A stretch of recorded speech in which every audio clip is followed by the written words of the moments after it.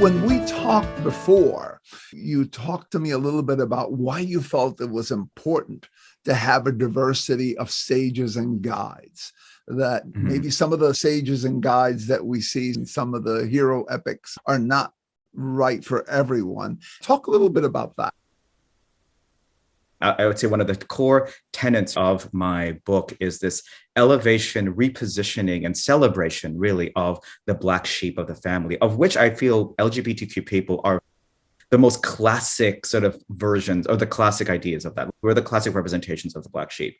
And what I love about that is that it helps reposition these people in our lives, these people in our families, these people in our communities that have traditionally been excluded and erased. We're typically regarded as cautionary tales. We're typically regarded as people that you do not want to be.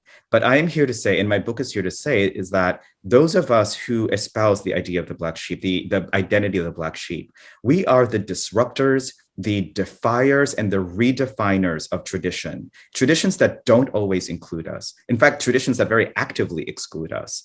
And I feel that, this is a unique opportunity for us to really see how people that have not always been elevated as heroes, whose lived experiences have not always been seen as sources of wisdom, right?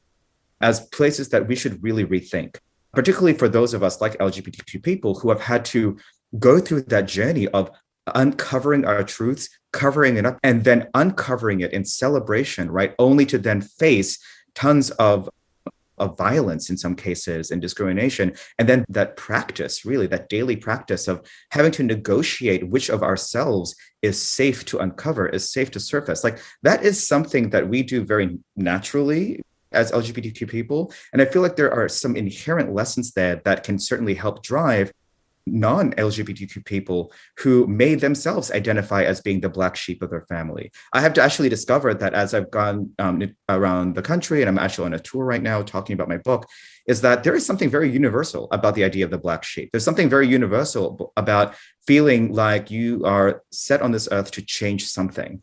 In fact, I've actually started my talks asking everyone in the room, raise your hand if you've ever disappointed your parents by your life decisions. And 2/3 of the room usually raises their hand. And I think a lot of that speaks to this idea that I think we are now in a time of history where we are being prompted and forced to question everything, to question traditions, question systems, and question all the inequities and injustices within them. And that is frankly what Black sheep and LGBTQ people who have, the ability to do that in their families, that is what they are able to do. And I think that's what they're able to teach.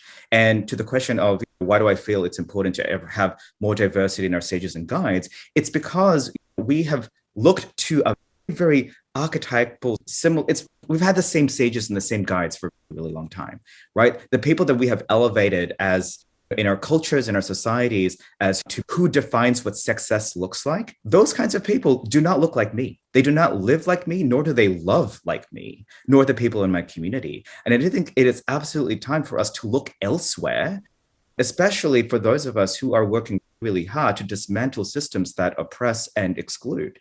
And so for me, it's all about making sure that particularly people like myself who embody multiple marginalized identities can find sages and guides that have walked the path and specifically have traversed that path of trauma to triumph in a way that I would recognize and that is relevant to me. Well said. And when we were talking about this, we talked about the fact that while you